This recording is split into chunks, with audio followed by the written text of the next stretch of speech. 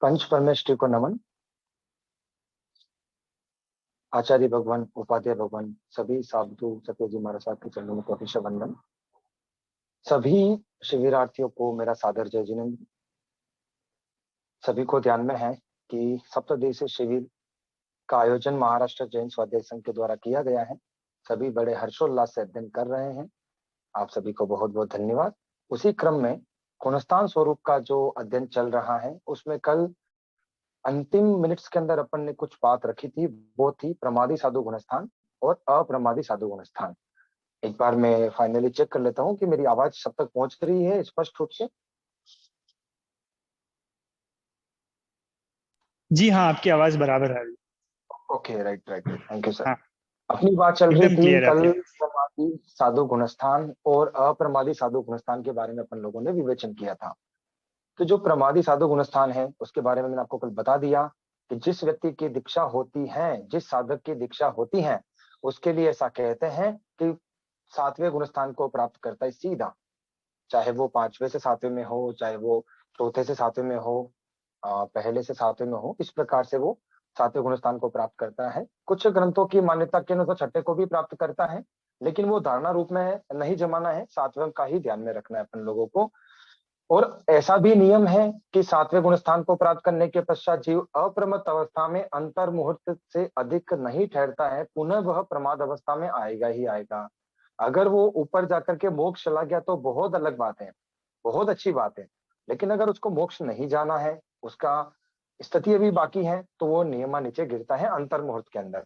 तो जिस जीव की दीक्षा हुई है वो अंतर मुहूर्त में भी नीचे आएगा। जबकि कल आपको बताया था कि वो लगभग 1 घंटा 2 घंटा तक प्रोग्राम चलता है, न तो वो मध्य विषय कषाय निद्रा विकता कुछ भी नहीं करता वहां पर, फिर भी वो अंतर्मुहूर्त में कैसे नीचे गिर जाता है, उसका आंसर आपको कल दिया था कल, कि उसकी आत्मा के प्रति विस्मृति हो जाती है, आत्म विस्मृति हो जाती है, आत्मा को कुछ अंश समय के लिए वो भूल जाता है। अब यहाँ पर क्या करना चाहिए साधक को, अपन लोगों को भी क्या करना चाहिए, अप्रमत्त की साधना अपने को करनी चाहिए। भगवान ने ऐसा फरमाया है कि अप्रमत्त अवस्था में भी जीव अंतर्मुहूर्त रुक सकता है और प्रमाद अवस्था में भी रुक सकता है। तो अपन ऐसा कर सकते हैं कि अधिक बड़ा अंतर्मुहूर्त तो रहे 7वें गुणस्थान में और छोटा अंतर्मुहूर्त रहे छठे गुणस्थान में। ये अपन श्रावक श्राविकाओं का विषय नहीं है, क्योंकि 7वां छठा गुणस्थान अपन लोगों में नहीं है, यह है साधु की बात। तो इसमें अपने को ध्यान में रखना है कि वर्तमान में यह साधना की जा सकती है साधुओं सतियों के द्वारा कि अधिक समय 7वें गुणस्थान में रहा जाए और कम समय तो छठे गुणस्थान में आकर के पुनः 7वें की साधना की जाए। अपनी जो अगली बात चल रही है कि 7वां आदि जो गुणस्थान है उसमें जीव क्या करता है, कितने भव आदि कर सकता है। तो नियमा अगर मान लीजिए उस जीवन आयुष्य का बंध नहीं किया है और उसका अंतिम भव है, तो वो 7वें गुणस्थान वर्ती जीव नियम उसी भव में मोक्ष जाएगा। अगर वह वहां मोक्ष नहीं जा रहा है तो 3 भव में या 7-8 भव में वो नियम मोक्ष जाता ही है, ऐसा नियम है। अगर वो आराधक बन चुका है तो, समुचित अवस्था में आयुष्य का बंध कर लिया है तो, इसको ऐसा नहीं समझना है कि जीव ने एक बार 7वां गुणस्थान को प्राप्त कर लिया तो वो नियमा 15 भव का उल्लंघन नहीं करेगा। यहाँ पर आयुष्य बंध के भी आयुष्य बंध की अपेक्षा समझना चाहिए। अगर वो आराधक बनता है तो वह क्या करता है, 15 भव का उल्लंघन नहीं करता है। अगला जो गुणस्थान चलेगा अपना, उसका नाम है निवृत्ति बादर गुणस्थान और 90वें गुणस्थान का नाम है अनिवृत्ति बादर गुणस्थान। 8वां गुणस्थान का दूसरा नाम भी कहा जाता है अपूर्व करण, यानी निवृत्ति बादर गुणस्थान का दूसरा नाम है अपूर्व करण। ऐसा बता रखा है, छठा और 7वां गुणस्थान जो है एक झूले की तरह बता रखा है। जिस जीव के भव सीमित है, बहुत कम भव करने वाला है, उसी भव में मोक्ष जाने वाला है या कुछ आगामी भव मोक्ष जाने वाला है, वह कोई श्रेणी कर सकता है या फिर शपथ श्रेणी करने वाला जो जीव है उसकी करोड़ पूर्व की स्थिति बाकी है, करोड़ पूर्व में मोक्ष जाएगा वो। और अभी मान लो उसने दीक्षा हो चुकी है, देशों करोड़ पूर्व स्थिति बाकी है और उसको जो शपथ श्रेणी का काल है वो अंतिम अंतर मुहूर्त में वो कर रहा है, तो पूरे जीवन भर तक वो क्या करेगा, छठे और 7वें गुणस्थान में ही झूले की तरह वो आवागमन करता रहेगा। छठे और 7वें में झूले की तरह आवागमन करना एक बात है, लेकिन 8वें में चले जाना, 8वें से होती है श्रेणियां और वो एक विशेष बात होती है। इसीलिए ऐसा बोल दिया कि जिस जीव ने पहले कभी भी श्रेणियों को प्राप्त नहीं किया, वो जीव पहले झूले की तरह छठे और 7वें में था, 7वें में गया वापस छठे में आया और उसने ऐसी स्थिति को प्राप्त किया जो पूर्व में उसने कभी नहीं करी थी, उसे कहते हैं अपूर्व करण। वह है 8वें गुणस्थान का नाम। अब यहाँ बात चल रही है कि जो 8वां गुणस्थान है उसकी परिभाषा होती क्या है? निवृत्ति बादर गुणस्थान। बादर गुणस्थान बता रखा है यहाँ पर इसको, या बादर से जो अर्थ है यहाँ पर यह समझना है कि बादर कषाय का इसके उदय है। यानी बादर कषाय कौन सी? तो उस जीव के अनंतानुबंधी कषाय चली गई, अप्रत्याख्यानी चली गई, प्रत्याख्यानावरण चली गई, और आगे की जो संज्वलन, क्रोध, मान, माया, ये तीनों जो कषाय हैं, इनका उदय 8वें गुणस्थान में भी है और 90वें गुणस्थान में भी है। 8वें और 90वें में संज्वलन, क्रोध, मान, माया, ये तीन जो है इन बादर कषाय का उदय होता है, इसलिए यहाँ पर विशेषण बादर कषाय लगाया गया है। अब यहाँ पर जो निवृत्ति का अर्थ है, निवृत्ति का यहाँ पर अर्थ लिया हुआ है भिन्नता, यानी अलग अलग भाव, डिफरेंट डिफरेंट जो भाव होते हैं उसका मतलब होता है भिन्नता। इसकी परिभाषा किस प्रकार करते हैं? सम समयवर्ती जीवों के भावों में भिन्नता होना निवृत्ति, और बादर कषाय का उदय रहना निवृत्ति बादर गुणस्थान कहलाता है। सम समयवर्ती जीवों के भाव, सम समयवर्ती का मतलब क्या होता है कि जिन जीवों ने एक साथ में 8वें गुणस्थान में प्रवेश किया है, यानी जिन जीवों को अभी 8वें गुणस्थान में प्रवेश किया पहला समय है, उन पहले समय के अंदर मान लीजिए 10 जीव हैं, तो उन 10 जीवों के भाव अलग अलग चलेंगे। ये होती है निवृत्ति यानी भिन्नता।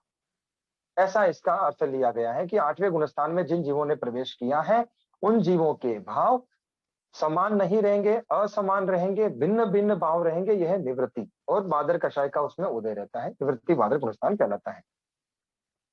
और यहाँ पर त्रैकालिक भी ध्यान में रखना है कि भूतकाल के अंदर एक साथ 10 जीवों ने 8वें गुणस्थान में प्रवेश किया, उस समय पर भी उन जीवों के भाव समान नहीं थे। भविष्य काल में जब भी जीव प्रवेश करेंगे 8वें गुणस्थान में, सभी जीवों के भाव भिन्न भिन्न ही रहेंगे। यही इस गुणस्थान का स्वरूप है। लेकिन पूर्व समय की अपेक्षा से अगला समय यानी जो अपर समय है, उसके भाव पूर्व की अपेक्षा से अधिक विशुद्ध रहेंगे। लेकिन आपस में जब तुलना की जाएगी, 10 जीव 8वें गुणस्थान के पहले समय में है, 10 के भाव असमान है। दूसरे समय में आ गए तभी भी 10 के आपस में भाव असमान है। पूर्व की अपेक्षा विशुद्धि अधिक है, ये ध्यान में रखना है अपने को। यह है निवृत्ति बादर गुणस्थान। अगला जो 90 गुणस्थान में चलेगा उसका नाम है अनिवृत्ति बादर गुणस्थान। यहां पर भी बादर कषाय का उदय रहता है। 90 गुणस्थान में भी बादर कषाय का उदय है, लेकिन यहाँ पर जीवों के परिणामों में, भावों में, अध्यवसायों में समानता रहती है। एक साथ जिन जीवों ने 90 गुणस्थान में प्रवेश किया है, वो 90 गुणस्थान के पहले समय में है, उन सभी जीवों के भाव समान रहेंगे, एक समान रहेंगे। 90 गुणस्थान के दूसरे समय में चले गए तब भी सब जीवों के भाव एक समान रहेंगे। वापस मैं आपको परिभाषा रिपीट कर रहा हूं 8वें और 90 गुणस्थान की। सम समयवर्ती जीवों के भावों में भिन्नता होना और बादर कषाय का उदय रहना, यह कहलाता है निवृत्ति बादर गुणस्थान। 90 गुणस्थान की परिभाषा है सम समयवर्ती जीवों के भावों में समानता रहना। त्रिकालिक, भूतकाल में, अनंत काल के पहले जिन जीवों के भाव जब उन्होंने 90 गुणस्थान में प्रवेश किया था, पहला समय था, 10 जीवों के भाव एक समान थे। दूसरे समय में भी 10 जीवों के भाव एक समान थे। पूर्व समय की अपेक्षा से अगले समय में उनके भावों में विशुद्धि थी, यानी हमेशा उनके भाव समान नहीं रहेंगे। कब नहीं रहेंगे? कि अपन पहले समय की दूसरे से तुलना करेंगे, दूसरे समय की तीसरे से तुलना करेंगे तो कभी भी समान भाव नहीं रहेंगे। लेकिन 90 गुणस्थान के पहले समय में जितने जीव हैं उन सभी जीवों के भाव समान रहेंगे। एक समय में रहे हुए जीवों की आपस में तुलना करने पर सभी जीवों के भाव समान रहेंगे। अगले समय में जितने जीव हैं उन सभी जीवों की आपस में तुलना करेंगे तब भी भाव सभी जीवों के क्या रहेंगे? एक समान रहेंगे। ये अपने को अच्छे से ध्यान में रखना है। इस गुणस्थान में ऐसा कहते हैं कि 8वें गुणस्थान से जीव के 5 अपूर्व बातें स्टार्ट हो जाती है। 5 अपूर्व कार्य, स्थितिघात, रसघात, गुण श्रेणी, गुण संक्रमण और अपूर्व स्थिति बंध, जो 5 बातें बता दी हैं, ये पांचों बातें 8वें गुणस्थान से होती हैं। स्थितिघात यानी जो कर्मों की जो अशुभ प्रकृतियां उनकी स्थिति का घात करता है। रसघात उनकी प्रकृतियों का रसघात करता है। अशुभ प्रकृतियों को शुभ प्रकृति में संक्रमित करता है, उसको कहते हैं गुण संक्रमण, गुणित क्रम में उनका संक्रमण करता है। और अपूर्व स्थिति बंध, यानी 8वें गुणस्थान आदि के ऊपर के गुणस्थानों में जिन प्रकृतियों का बंध पहले कर रहा था, उन प्रकृतियों के बंध की स्थिति आगे आगे उत्तरोत्तर सूक्ष्म सूक्ष्म कम कम करता जाता है, उसे कहते हैं अपूर्व स्थिति बंध। यहाँ पर यह नहीं समझना है कि स्थिति अधिक बंद करेगा, स्थिति का बंध कम कम करता जाता है। जैसे ऐसा कहते हैं कि कर्मों की जो स्थिति है वो मैक्सिमम जो स्थिति है, कभी भी आपने जब कर्म प्रकृति का थोकड़ा पढ़ा होगा, उसके लास्ट पेज में जो चार्ट आता है कर्मों की स्थिति और उसका अबाधा काल, तो उसके अबाधा काल के अंदर ऐसा बताते हैं कि जो कर्म की स्थिति है 30 कोटा कोटि सागरोपम ज्ञानावन्नी है, अंतराय आदि इनकी स्थिति है, मोहनी कर्म के 70 कोटा कोटि है। ये जो भी उत्कृष्ट स्थितियां हैं, इन सभी उत्कृष्ट स्थितियों का बंध मात्र पहले गुणस्थान में ही होता है। अच्छे से लिख लेना, याद कर लेना। जगन्य आदि स्थिति का बंध कहीं पर भी हो सकता है, जिनकी विवक्षा समय पर की जाएगी, जब भी कोई ठोकरा पढ़ेंगे तब। लेकिन उत्कृष्ट स्थिति का बंध कब होता है, तो ये ध्यान में रखना है कि जब जीव मोहनीय कर्म की उत्कृष्ट स्थिति का बंध करें, 70 कोटा कोटि सागरोपम की मोहनीय कर्म की उत्कृष्ट स्थिति का बंध करते हैं, उसी समय पर अन्य कर्मों की भी उत्कृष्ट स्थिति का बंध होता है, और वह मात्र पहले गुणस्थान में ही होता है। अपने को अच्छे से याद रखना है। अब अगला जो है 9वां गुणस्थान, उसके बारे में अपन ने विचार कर लिया कि इस गुणस्थान में त्रैकालिक जीवों के भावों में समानता होती है। जब जीव 9वें गुणस्थान में प्रवेश करेगा, उसका पहला समय है, और उस समय मान लीजिए 10 जीव हैं, 10 जीवों के भावों में समानता रहेगी। यह है समानता। सम समयवर्ती जीवों के भावों में भूतकाल में उन्होंने प्रवेश किया, वर्तमान काल में प्रवेश कर रहे हैं, तो भविष्य काल में प्रवेश करेंगे। सम समयवर्ती, समान समय में रहे हुए जीव के भावों में समानता रहना। कौन से भाव? 9वें गुणस्थान का जो पहला समय है उसके भाव, दूसरा समय है जो उसके भाव समान समय में। 10 जीव पहले समय में है, एक साथ में उनका क्या रहेगा? समान भाव रहेंगे। अब अगला जो गुणस्थान है अपना 10वां गुणस्थान, उसका नाम है सूक्ष्म संप्राय गुणस्थान। ये याद रखना, शुरुआत से ही अपन चर्चा कर रहे हैं कि हर एक गुणस्थान में गुण शब्द लगा रखा है, उनमें गुण ही गुण है, अवगुणों की चर्चा हमको करनी ही नहीं है, अवगुण है ही नहीं। इसकी दृष्टि गुण दृष्टि होती है, वो गुणों को ही देखेगा। जैन दर्शन की दृष्टि गुण की दृष्टि होती है, इसलिए मिथ्यात्व को भी गुणस्थान कह दिया है। बहुत अपूर्व बात है, इसको अच्छे से याद रखें। 10वां जो गुणस्थान है उसका नाम है सूक्ष्म संप्राय गुणस्थान। सूक्ष्म, सबसे छोटी संप्राय का मतलब होता है कषाय। जिस गुणस्थान में सबसे छोटी कषाय यानी संज्वलन लोभ उसका उदय रहता है, वह गुणस्थान सूक्ष्म संप्राय गुणस्थान कहलाता है। इस गुणस्थान में शपक श्रेणी वाले जीव भी प्रवेश करते हैं, उपसम श्रेणी वाले जीव भी प्रवेश करते हैं। ये श्रेणियां 8वें गुणस्थान से प्रारंभ हो जाती हैं। जो जीव पहले से स्टार्टिंग से लेकर के प्रकृतियों का उपशम करते करते आ रहा है, वह जीव उपशम श्रेणी करता है। सामान्य सी बात आपको मैं बता रहा हूं, जो प्रकृतियों का उपशम करते हुए आगे बढ़ रहा है, यानी जो जीव दर्शन मोहनी त्रिक का उपशम कर दिया है, वह उपशम श्रेणी कर रहा है, और जो जीव सातों का क्षय करके आगे बढ़ रहा है, वह शपक श्रेणी करता है। नियम सातों का क्षय करने वाला जीव ही शपक श्रेणी करता है। लेकिन यहां से एक चीज और ध्यान में रखनी है, उपशम श्रेणी 3 प्रकार के जीव कर सकते हैं। एक तो सातों का उपशम करने वाले, उसको कहते हैं उपशमक। उपशमक सातों का उपशम करने वाले भी उपशम श्रेणी कर सकते हैं, और 4 की विसंयोजना यानी अनंतानुबंधी की विसंयोजना करने वाले जीव, और दर्शन मोहनी 3 की जो है उपशम करने वाला है, वो भी क्या कर सकता है? उपशम श्रेणी कर सकता है।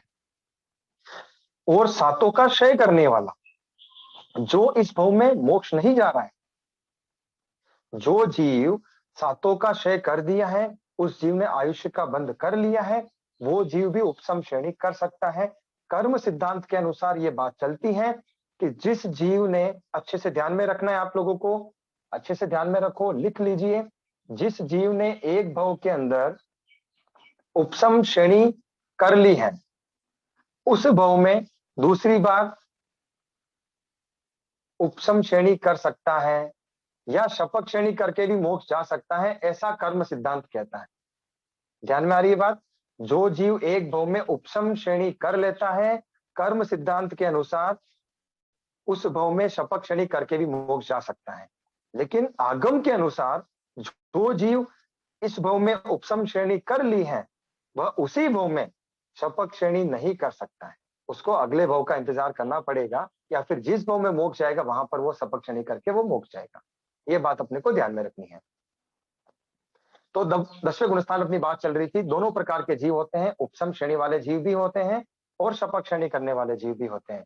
आप लोगों की जिज्ञासा भी हो सकती है, नहीं होगी तो मेरे को ध्यान में आ रही, मैं आपको निवेदन कर देता हूं। उपशम श्रेणी करने वाले जीव एक साथ में अधिक से अधिक कितने हो सकते हैं?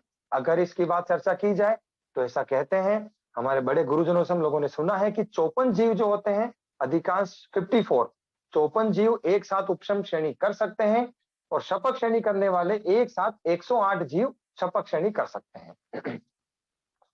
यानी 10वें गुणस्थान में अगर जीवों की क्वांटिटी का विचार किया जाए तो 108 और 54, आप इसको जोड़ करके अपन देख सकते हैं कि 162 जीव 10वें गुणस्थान में मिल सकते हैं, और उससे अधिक भी मिल सकते हैं। अगर मान लीजिए पूर्व प्रति जो 11वें गुणस्थान में जो जीव उपशम श्रेणी करके जा चुका है, अगर वो नीचे आ रहे हो तो क्वांटिटी बढ़ भी सकती है। इसकी चर्चा करके आपको निवेदन कर दिया जाएगा। 10वें गुणस्थान में दोनों प्रकार के जीव मिल सकते हैं, उपशम और शपथ। अब अपने अगली बात चल रही है, अगला जो गुणस्थान आएगा वो है अपना 11वां गुणस्थान, उसका नाम है उपशांत मोहनीय गुणस्थान। उपशांत मोहनीय, इसके नाम से ही क्लियर है कि यह कौन सा गुणस्थान चल रहा है। बीच में प्रश्न आप नहीं पूछेंगे तो अच्छा रहेगा, हम लोगों का ध्यान थोड़ा सा डाइवर्ट हो जाता है। आपने, चलो इसका जवाब दे देता हूं। आपने पूछा है कि कर्म सिद्धांत और आगम की मान्यता भेद क्यों है इस तरह। कर्म सिद्धांत जो है वो भी कर्म प्रवाद पूर्व जो नामक एक पूर्व है, 14 पूर्वों का ही उसमें से लिया गया है, उसका ही वो एक प्रकार से संक्षिप्त रूप से सार है। पर आगम का कलेक्शन भी आदि उनमें से ही है, ये भी भगवान की वाणी है। लेकिन जब आगमों का संकलन किया गया, सम्मति से उनको माना गया, तब कर्म सिद्धांत आदि की जो बातें आपस में विपक्ष आदि हो रही थी, इसलिए उनको मान्यता नहीं दी गई। लेकिन ये भी भगवान की वाणी रूप ही हो सकते हैं, इनको भी अपनी मान्यता अपने को ध्यान में रखनी है, बस इतना निवेदन किया जा रहा है। अगला जो गुणस्थान है वो है उपशांत मोहनी गुणस्थान। जो जीव मोहनीय कर्म का उपशम करके सर्वथा उपशम कर देता है, इस गुणस्थान में आने वाला जीव मोहनीय कर्म का संपूर्ण रूप से उपशम कर देता है। यानी यहाँ पर कोई भी प्रकृति मोहनीय कर्म की अनुपशमित शेष नहीं रहती है। इसके लिए परिभाषा दी गई है कि चारित्र मोहनीय कर्म, यानी जो जीव मोहनीय कर्म की, चारित्र मोहनी की 25 प्रकृतियां और दर्शन मोहनी की 3, यानी जो 28 प्रकृतियां हैं मोहनीय कर्म की, 28 प्रकृतियों का जो उपशम करके जो 11वें जिस गुणस्थान की प्राप्ति करता है, वो उपशांत मोहनीय गुणस्थान कहलाता है। लेकिन यहाँ पर एक बात और ध्यान में रखनी है कि मान्यता के अनुसार सब जो सातों का क्षय करने वाला जीव है वो भी आगे के गुणस्थानों में बढ़ सकता है। यानी उस जीव के उसका उपशांत नहीं है, तो 7 प्रकृतियां वहां पर अपने को कम कर लेनी चाहिए। 11वें गुणस्थान में जो जीव रहता है उसको वीतरागी भी बोलते हैं।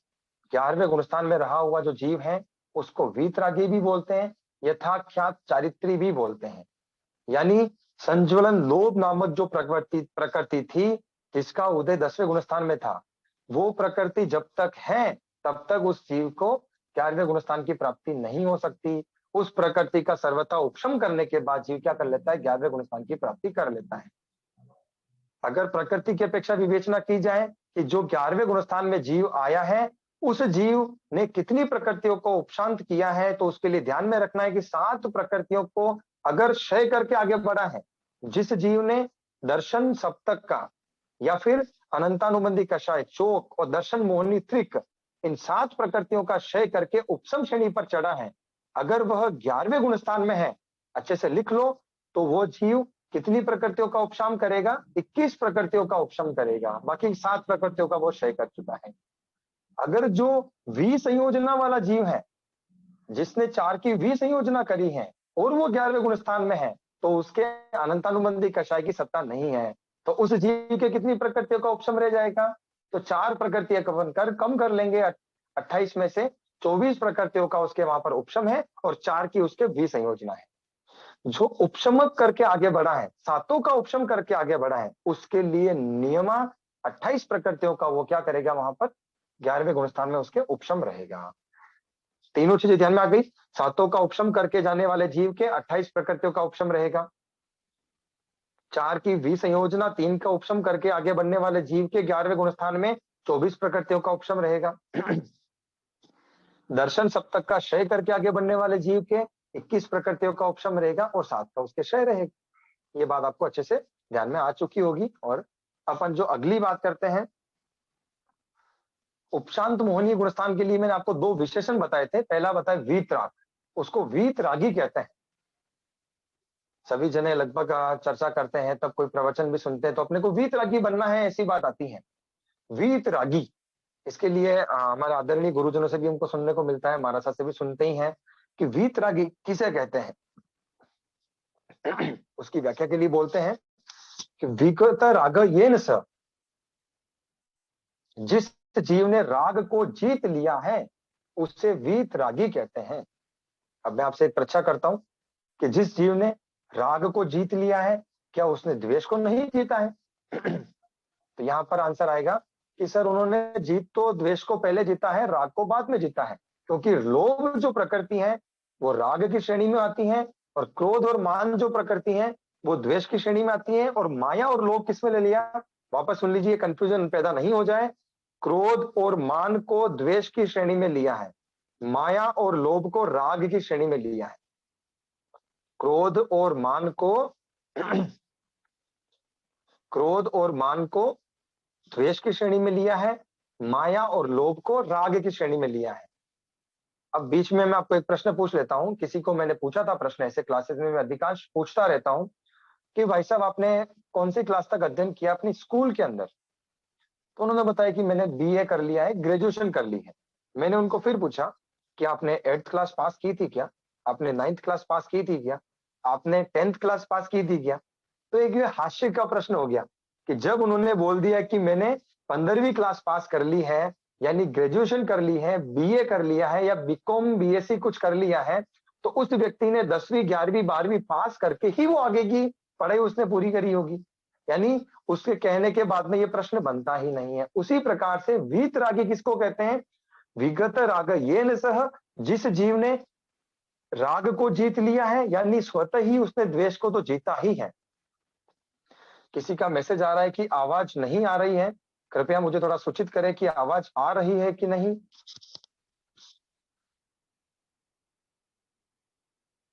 ओके, किसी का कहना है कि आपकी आवाज आ रही है। अब जिसको पास में आवाज नहीं आ रही है वो अपना वॉल्यूम का चेक करें कि आपकी वॉल्यूम शायद उसमें कम होगी। धन्यवाद। यानी राग को जीतने वाला जीव द्वेष को तो वो जीत ही लेता है। अब यथाख्यात चारित्र की वो प्राप्ति कर लेता है। भगवान ने जैसा फरमाया है यथाख्यात, जैसा भगवान ने आख्यात किया है, जैसा भगवान ने फरमाया है वैसा का वैसा पालन करना, ऐसे गुणस्थान को लेकिन उपशांत कर दिया है मोहनीय कर्म का। मोहनीय कर्म को उपशांत करने के पश्चात जीव को जिस गुणस्थान की प्राप्ति होती है वह क्या कहलाता है? उपशांत मोहनीय गुणस्थान। इस गुणस्थान में रहा हुआ जीव अगर काल कर जाए तो ऐसा बोलते हैं, एक कहावत या लोकोक्ति बोलते हैं कि 11वें गुणस्थान में मरे तो मजान जिए तो सजा। ऐसा इसमें बोलते हैं कि मरे तो मजे हो जाते हैं इसके अंदर और जिए तो सजा हो जाती है। तो ऐसा कैसे हो सकता है? तो ऐसा बोलते हैं कि 11वें गुणस्थान में जो काल करता है वो जगन्य उत्कृष्ट 33 सागरोपम की स्थिति पाता है। जगन्य भी 33 सागरोपम की स्थिति पाएगा, उत्कृष्ट भी कितनी पाता है? 33 सागरोपम की स्थिति पाता है। और जो 33 सागरोपम की स्थिति पाता है वो जीव, वो कहाँ जाता है काल करके? ऐसा कहते हैं 5 अनुत्तर विमान में जाता है। अगर वो सर्वार्थ सिद्ध में गया है तो नियमय का अवतारी है, और अनुत्तर विमान में गया है तो वो मैक्सिमम अनुत्तर विमान के 2 भव के अलावा 13 भव 15 भव के बाद 16 भव तो करेगा ही नहीं। यानी यहाँ पर मजा ये है कि अगर जीव काल कर जाए तो 15वें भव का उल्लंघन नहीं करेगा, नियमा मोक्ष जाएगा। और अगर वो नीचे गिरा तो उसके लिए सजा कैसे बोलते हैं कि स्टार्टिंग के अंदर जीव ने अगर मान लो श्रेणी कर ली है और उसके मोक्ष जाने के बहुत सारे भव बाकी हैं, तो वो यावत वो पहले गुणस्थान में भी जा सकता है, वो लंबे काल तक निगोद में भी रह सकता है। ये अपने को ध्यान में रखना है। तो इसका मतलब ये नहीं लेना है कि क्या वो जीव शुक्ल पक्षी बना, शुक्ल पक्षी बनते ही समकित की प्राप्ति करें और 11वें गुणस्थान में चला जाए तो वहां जाकर वो काल कर लेगा क्या? तो वहां पर ये ध्यान में रखना है कि वहां पर वो काल नहीं करेगा, क्योंकि अगर काल करेगा तो अनुत्तर विमान में जाएगा, और अनुत्तर विमान में जाएगा तो 15वें भाव का उल्लंघन नहीं करेगा, ये भी धारणा है। और उसके भी देशों में अर्धपुद्गल परावर्तन काल बाकी है। तो सब चीजें एक साथ में सेट नहीं हो पाएगी कि मरे तो सजा ही है, या वो मर जाए तो बहुत बढ़िया है कि मतलब वो जल्दी मोक्ष चला जाए, ऐसा नहीं है। उसको अर्धपुद्गल परावर्तन काल तो उस जीव को भोगना ही पड़ेगा। कभी भी धारणा जो है उसको सेट करना चाहिए, लेकिन विवेचन के अनुसार धारणा नहीं बनाए। ये आपसे लोगों से निवेदन है मेरा। अभी किसी भाई साहब ने प्रश्न बीच में पूछा कि गुणस्थानों का अध्ययन करने से क्या मिलता है करके। गुणस्थानों को अध्ययन क्यों करना चाहिए, मैं आपसे निवेदन कर देता हूं, प्लीज आपसे हाथ जोड़ के निवेदन है कि आप अपने प्रश्नों को क्लास होने के पश्चात आप पूछे, ताकि मेरा फोकस प्रश्नों के ऊपर रहेगा। अभी क्लास के ऊपर है, ताकि हम थोड़ा डाइवर्ट हो जाते हैं। अब यहाँ पर जितनी आपको व्याख्या करी थी वो की वो व्याख्या अपन एक साथ डाल सकते हैं कि मोहनीय कर्म का जो जीव क्षय करके आगे बढ़ता है वो 12वें गुणस्थान में पधारेगा। उसका नाम है क्षीण मोहनीय गुणस्थान। यानी जिस गुणस्थान में मोहनीय कर्म की सर्वथा 28 प्रकृतियों का क्षय करने के पश्चात आ जाता है, उस जीव को, उस गुणस्थान को बोलते हैं क्षीण मोहनीय गुणस्थान। मोहनीय गुणस्थान, क्षीण मोहनीय जो गुणस्थान है, मोहनीय कर्म की सर्वथा 28 प्रकृतियों का क्षय करने से जीव को जिस गुणस्थान की प्राप्ति होती है वह क्षीण मोहनीय गुणस्थान कहलाता है। और यह इस गुणस्थान में आने वाला जीव, अभी तक अपन चर्चा कर रहे थे कि पहला, दूसरा, तीसरा, चौथा, यावत 10वें तक आने वाला जीव मोक्ष जाए कोई जरूरी नहीं है, क्योंकि उपसम श्रेणी वाला भी हो सकता है, नीचे भी गिर सकता है।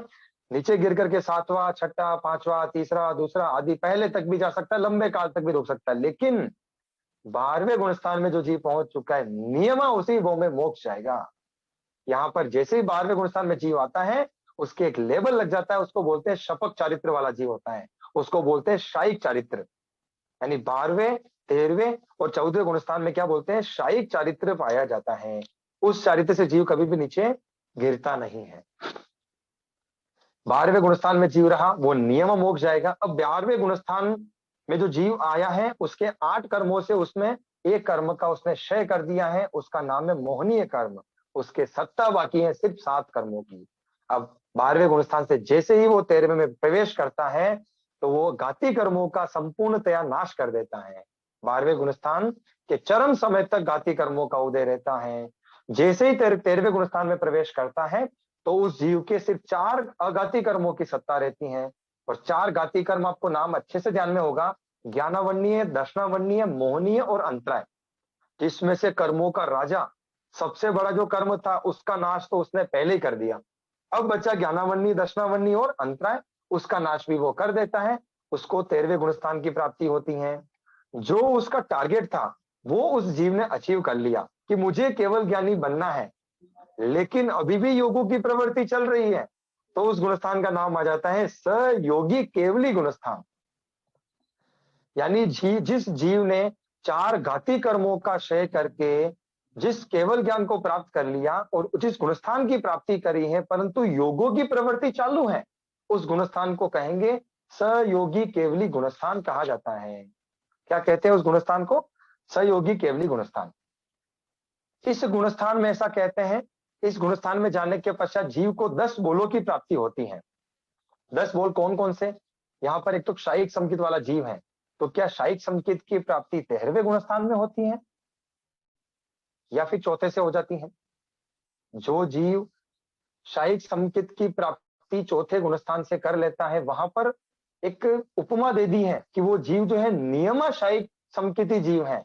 11वें गुणस्थान में क्या नियमाशायिक समकिति जीव है? तो ऐसा कहते हैं नहीं, 11वें में विसंयोजक भी हैं, उपशमक भी हैं, 10वें में भी हो सकता है, लेकिन 12वां, 13वां, 14वां जो गुणस्थान है उसमें नियमाशायिक समकिति वाला जीव है।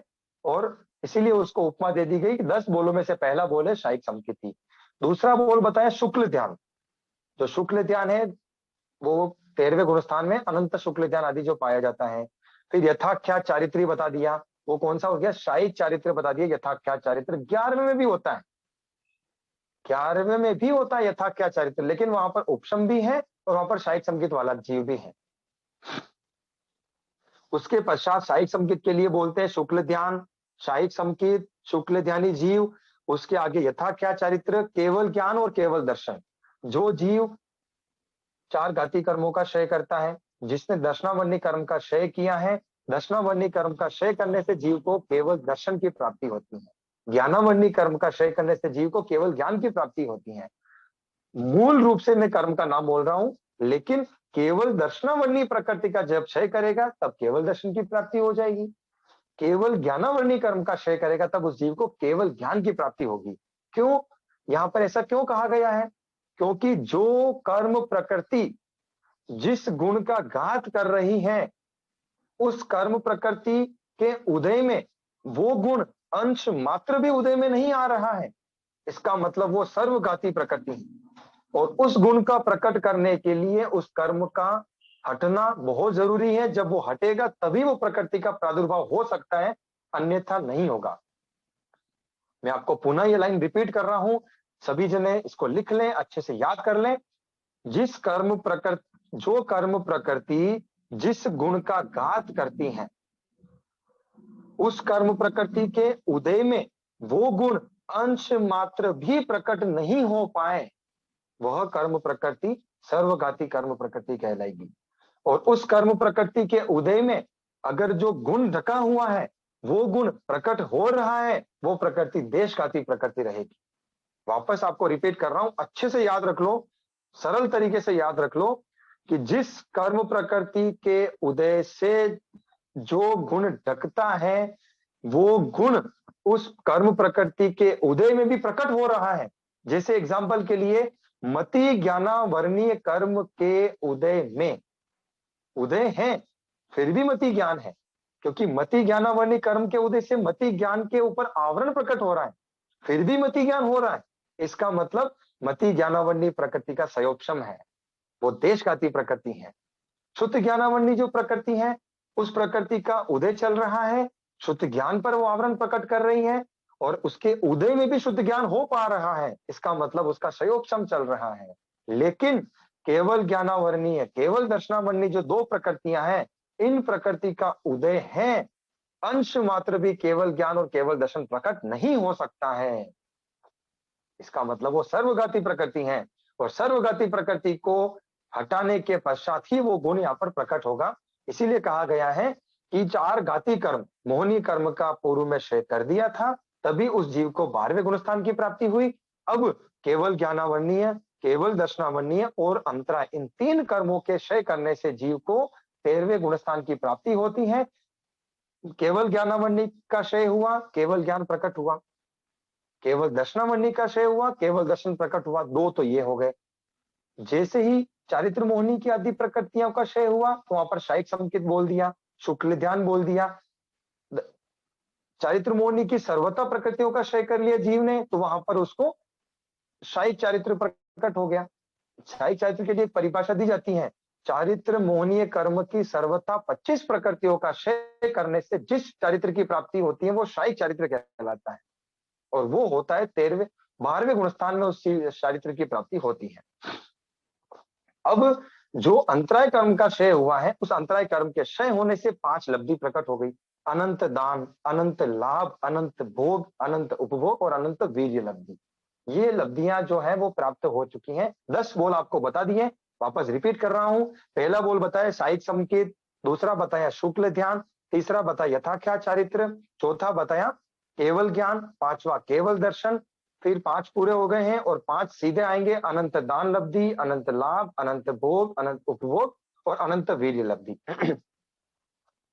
अब ऐसा कहते हैं कि 13वें गुणस्थान में सहयोगी कहा गया है क्योंकि वो योगों की प्रवृत्ति के साथ रहता है, योगों की प्रवृत्ति करता है। मन से किसी जीव ने प्रश्न पूछा है तो उनका मनोद्रव्य के द्वारा उनका आंसर किया जाता है, वचन योग के द्वारा देशना आदि की जाती है और कायोग के द्वारा आहार विहार आदि जो भी प्रवृत्ति है, प्रतिलेखना प्रमार्जना है, वो प्रवृत्ति की जाती है। यानी योगों के सहित वो जो प्रवृत्ति कर रहा है उसको सहयोगी कहा गया है।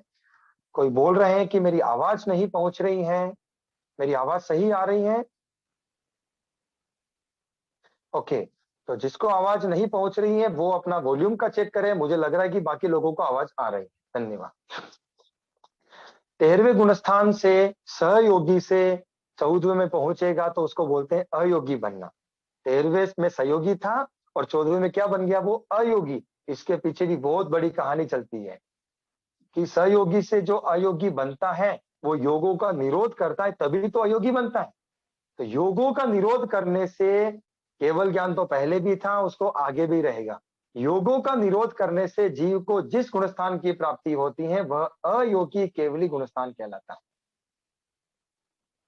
आदि योगों की प्रक्रिया की बात भी चलती है, लेकिन अपन यहाँ पे विवक्षा नहीं करते, उसका लंबा विषय हो जाएगा। 14वें गुणस्थान के बारे में ऐसा बता दिया है कि यहाँ पर 4 घाती कर्मों का उसका क्षय तो वो कर ही चुका है, तभी उसको 13वें गुणस्थान की प्राप्ति हुई थी। और 14वें गुणस्थान का मतलब यूं मान लीजिए, योगों का निरोध का मतलब होता है योगों को शांत कर दिया है उसने। मन वचन काया की प्रवृत्ति बिल्कुल नहीं है। योगों को जो शांत करके, जिस जीव मन से सोचता नहीं है, वचन से बोलता नहीं है, काया से क्रिया नहीं करता है, बिल्कुल उनकी क्रिया को रोक देता है, उन क्रिया की स्पंदन आदि बिल्कुल भी उसमें नहीं होता है, उसके पश्चात वो 14वें गुणस्थान की वो जीव प्राप्ति कर लेता है।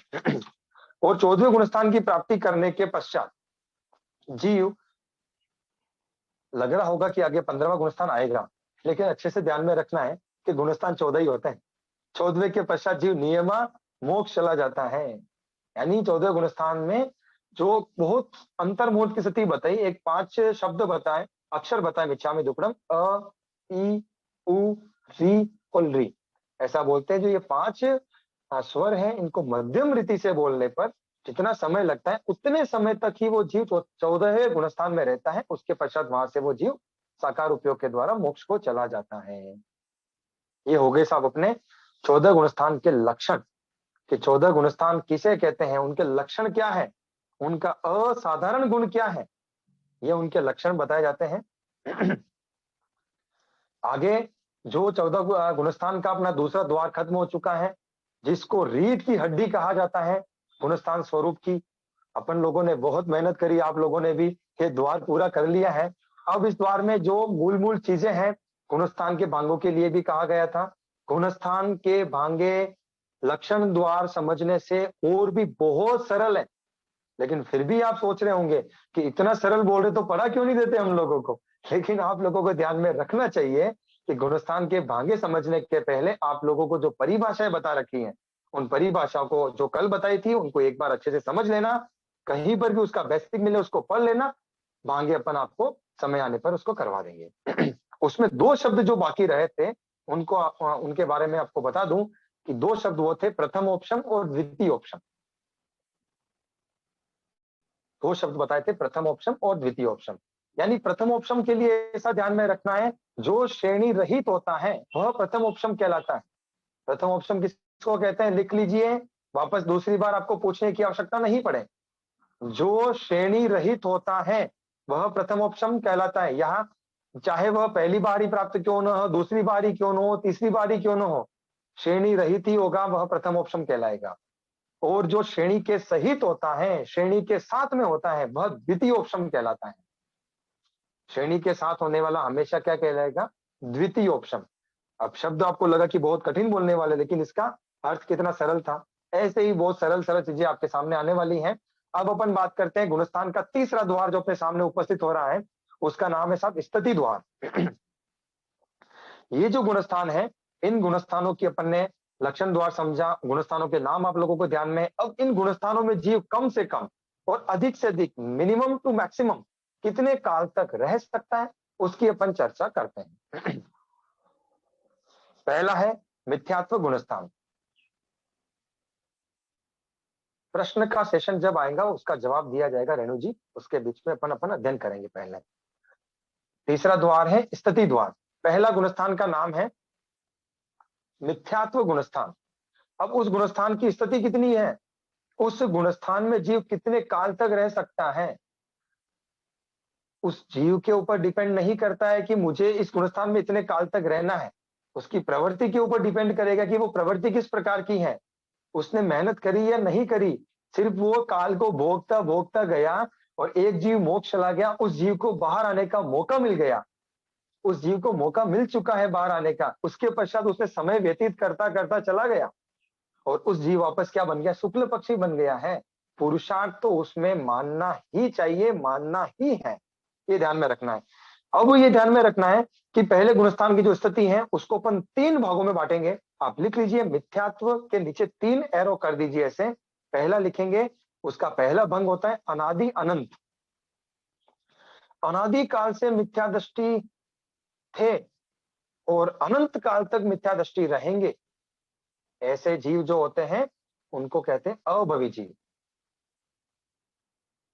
एक तो ये जीव इस श्रेणी में आ जाते हैं, अनादि काल से मिथ्या दृष्टि थे और अनंत काल तक मिथ्या दृष्टि रहेंगे, वो अभवी जीव तो नियमा इसी श्रेणी में आने वाले हैं।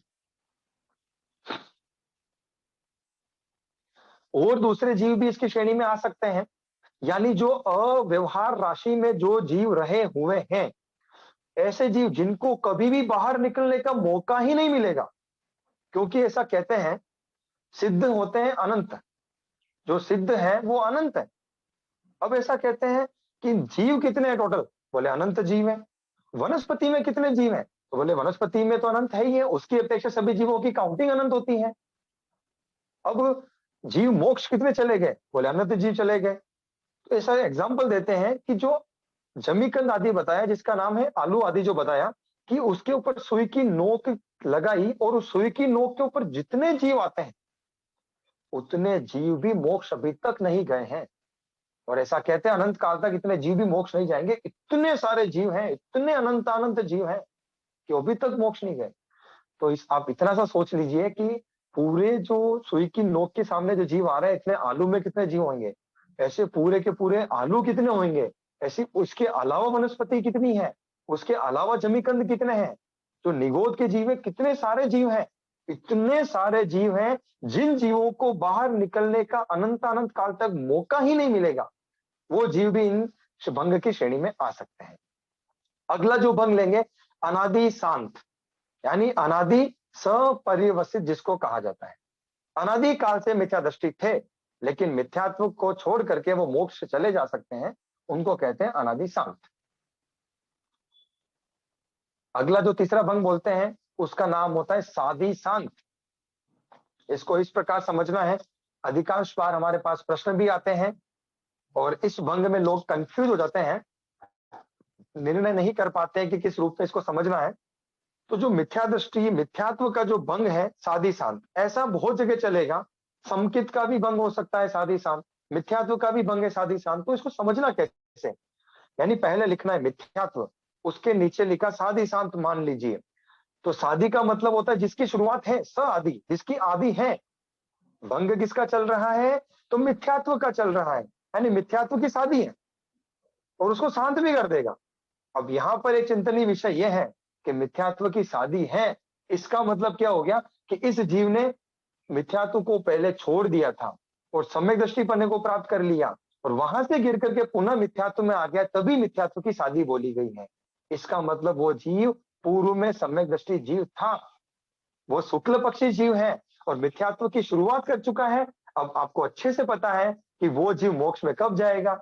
जो जीव शुक्ल पक्षी बन जाता है वह नियमा अर्ध पुद्गल परावर्तन काल में मोक्ष जाता है और जो जीव समकित को प्राप्त करके आ चुका है वह देशों अर्ध पुद्गल परावर्तन काल में नियमा मोक्ष जाता ही है। अधिक से अधिक काल की बात है। ऐसा भी हो सकता है कि शुक्ल पक्षी बनने के बाद में बहुत काल तक तो उस जीव ने मिथ्या दृष्टि पन्ने में भी गुजार लिया या फिर समय दृष्टि में भी चला गया, सयोक्षम काल में भी रह चुका है, लंबे काल तक भी वो समय दृष्टि रहा है। अब उसको बहुत कम समय बचा है, अंतर मुहूर्त काल ही बचा है, वो मिथ्यात्व गुणस्थान में है और अंतर मुहूर्त में ही वो संयम को धारण करता है, श्रेणियां करता है, 8वें गुणस्थान से आगे बढ़ जाता है और मोक्ष चला जाता है। ऐसा भी हो सकता है, इसलिए पहले गुणस्थान की और सादि शांत भंग की जो स्थिति बताई जगन्य अंतर मुहूर्त बोलते हैं और उत्कृष्ट बोलेंगे देशों अर्ध पुद्गल परावर्तन काल। यहां पर एक चीज ध्यान में रखनी है, शुक्ल पक्षी की स्थिति बोली अर्ध पुद्गल परावर्तन काल और सादि शांत नामक भंग की बोली देशों अर्ध पुद्गल परावर्तन काल।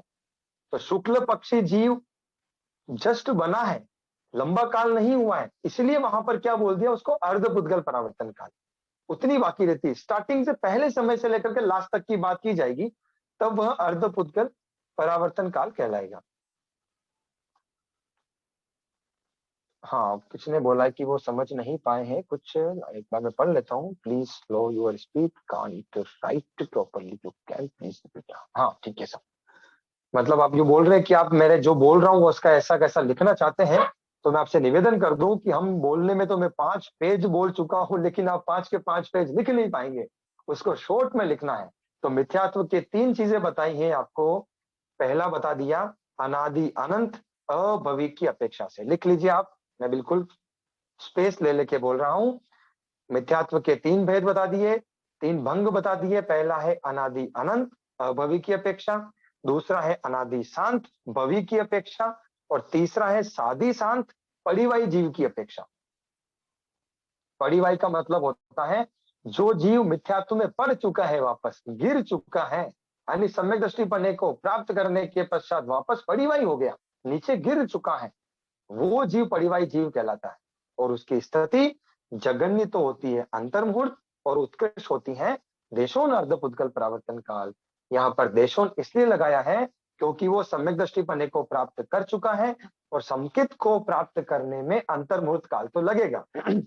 और अंतर्मुहूर्त काल लगा है तो वो कम किस में से होगा, देश अर्धपुद्गल परावर्तन काल में से उसको कम कर लेंगे, तो वहां पर बोला जाएगा देशोन अर्धपुद्गल परावर्तन काल। अब आगे चलते हैं, तो ऐसा कहते हैं दूसरे गुणस्थान की स्थिति की बात कर रहे हैं।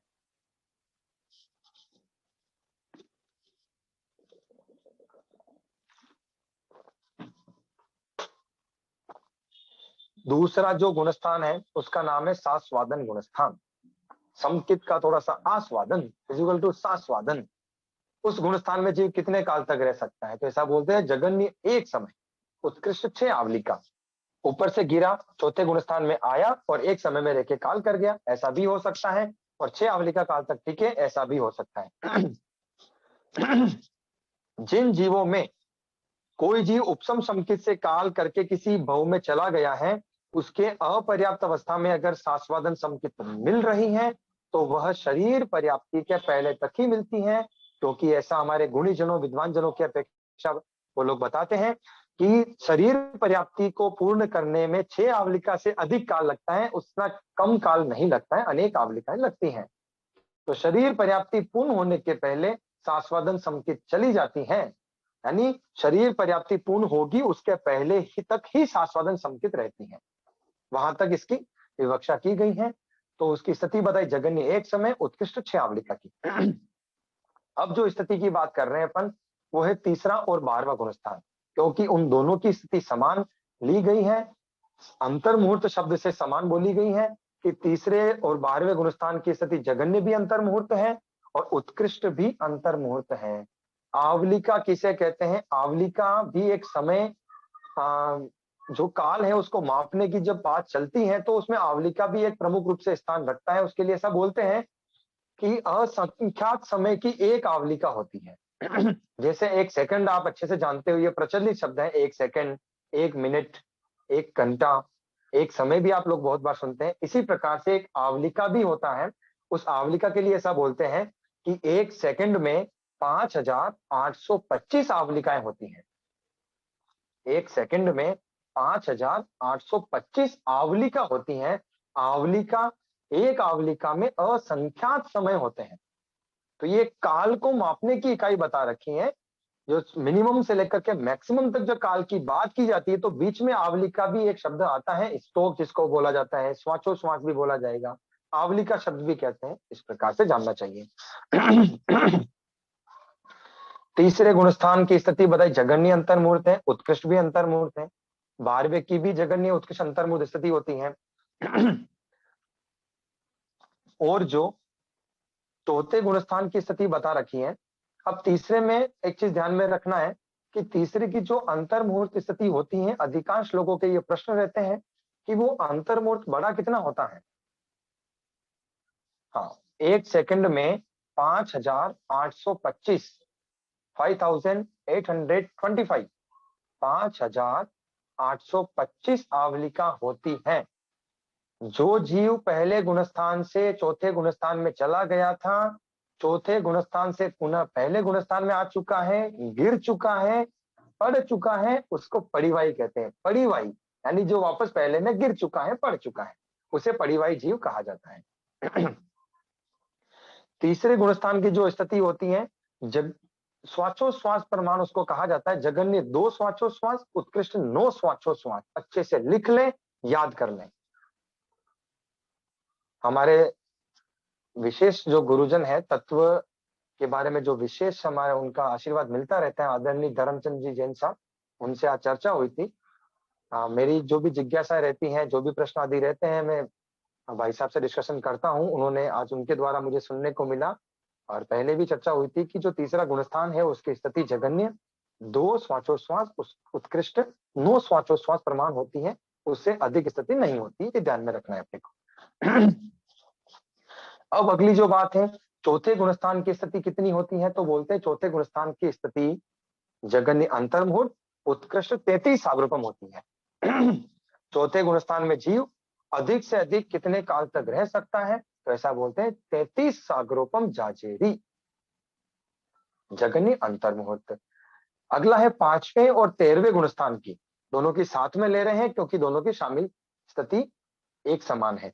तो ऐसा बोलते हैं जगन्य अंतर्मुहूर्त होती है 5वें गुणस्थान की और 13वें गुणस्थान की स्थिति, जगन्य अंतर्मुहूर्त की। अब जगन्य अंतर्मुहूर्त की क्यों बताई यहाँ पर, क्योंकि श्रावक के व्रतों को स्वीकार करने के लिए, उनका स्वरूप समझने के लिए जीव को अंतर्मुहूर्त काल लगता है, इसलिए उसकी स्थिति जगन्य कितनी बता दी, अंतर्मुहूर्त की बता दी है। जगन्य कितनी है, अंतर्मुहूर्त की है।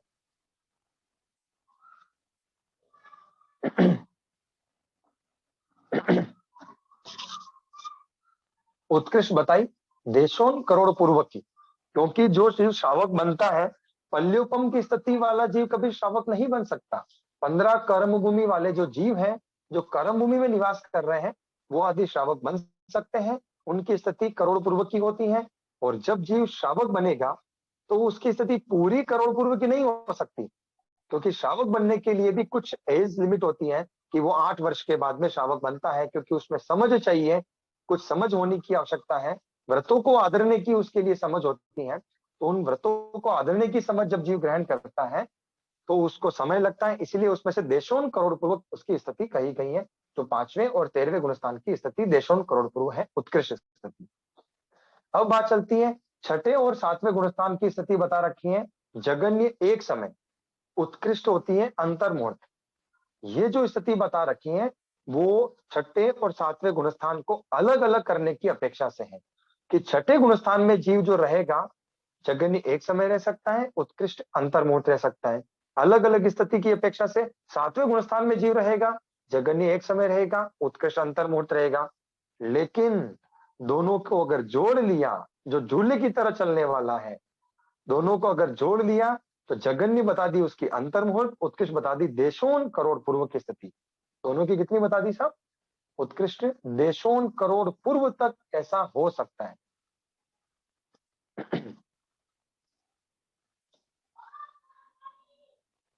कोई फरमा रहे साहब की इसमें चौथे गुणस्थान की स्थिति 66 सागरोपम की कही गई है, ऐसा नहीं है। चौथे गुणस्थान की स्थिति 33 सागरोपम की ही होती है। 66 सागरोपम जो जो बताई गई है वो स्थिति संयोपम संकेत की अपेक्षा से समझना चाहिए। वो आदि दूसरे गुणस्थान को प्राप्त करके मिक्स करके हो सकती है, परंतु चौथे गुणस्थान की स्थिति 33 सागरोपम की ही रहेगी।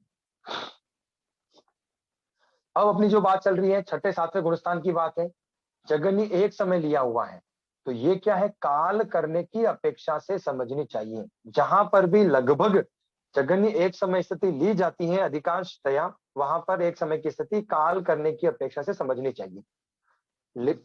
शुरुआत में जब पहली बार जीव संयम को धारण करेगा, उस समय उसकी स्थिति जगन्य अंतर्मुहूर्त समझना है। व्रतों को आदरने के अपेक्षा से उसकी स्थिति जगन्य अंतर्मुहूर्त माननी है। 7वें गुणस्थान में जीव गया, जगन्य अंतर्मुहूर्त रहेगा। उसके बाद 6ठे में चला गया तो एक समय में काल कर सकता है, उसके पश्चात वापस 7वें में आ गया तो जगन्य एक समय रह करके काल कर सकता है। उस अपेक्षा से स्थिति जगन्य एक समय समझनी चाहिए। उत्कृष्ट अंतर्मुहूर्त अलग अलग, और अगर शामिल कर ली जाए तो देशों करोड़ पूर्व की स्थिति समझनी चाहिए। अब अगली जो बात करते हैं अपन कि 8वां, 9वां, 10वां और 11वां, इन चारों गुणस्थान की स्थिति जगन्य बताई एक समय की। जगन्य होती है एक समय, श्रेणी पर चढ़ने वाला जीव हो, श्रेणी से उतरने वाला जीव हो, चढ़ते हुए भी काल कर सक रहा है, उतरते हुए भी काल कर सक रहा है। जगन्य एक समय, उत्कृष्ट, अंतर्भूत उनकी स्थिति बताई। इससे अधिक वह जीव वहां पर नहीं रुकता है, या तो वह आगे चढ़ जाएगा या वह जीव नीचे गिर जाएगा। जगन्य एक समय, उत्कृष्ट 6 आवलिका, 8, 9, 10 और 11। 12वें गुणस्थान की स्थिति तीसरे के समान बता दी गई थी। 13वें गुणस्थान की स्थिति शावक के गुणस्थान की अपेक्षा बता दी गई थी, जगन्य अंतर्मूर्त की है, उत्कृष्ट देशों करोड़ पूर्वक की है। और 14वें गुणस्थान की स्थिति मैंने आपको पहले निवेदन कर दी थी कि 14वें गुणस्थान में जीव मध्यम रीति से 5 लघु स्वर को बोलने में जितना काल लगे, उतनी स्थिति 14वें गुणस्थान की समझनी चाहिए। वह होती है मध्यम रीति से जो बोला जाए, वो शब्द बता दूं आपके सामने, जो अक्षर का निवेदन कर दूं, अ, ई, उ, री और री। मैं थोड़ा और फास्ट बोला हूं, अ, ई, उ, री और री। ऐसा सुनने को मिलता है।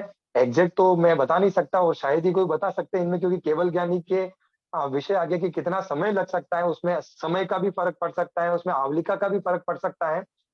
तो 14वें गुणस्थान की स्थिति इतनी होती है।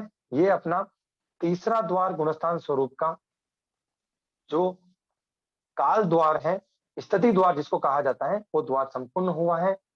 आज का समय सिर्फ 3 मिनट ही बचे हैं और अगला द्वार पूरा होगा नहीं। इसलिए अपन यहाँ से एक प्रश्नों का सेशन भी रख सकते हैं कि आप लोगों के जो भी प्रश्न रहे, आप लोग प्रश्न पूछ सकते हैं। जो भी समाधान ध्यान में आएगा आपको निवेदन कर दिया जाएगा। अगला प्रश्न है मधु बालाजी लोढ़ा।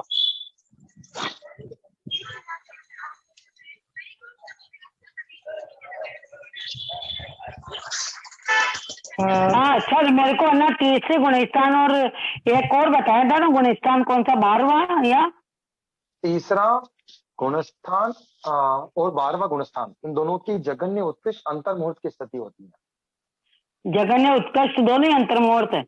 हाँ जी, बिल्कुल, दोनों ही अंतर्मुहूर्त है। जी जी। और एक और है सर।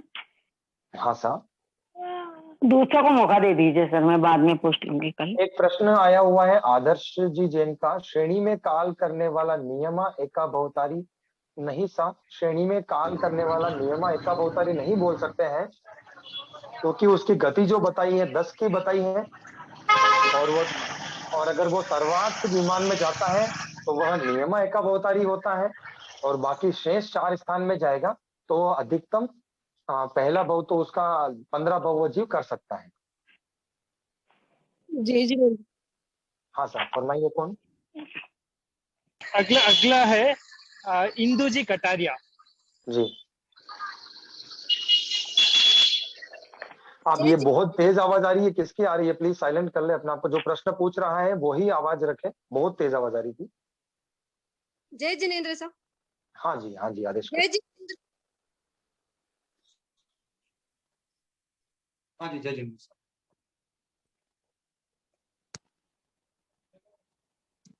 आपकी आवाज नहीं आ रही मेरे को एक्चुअली।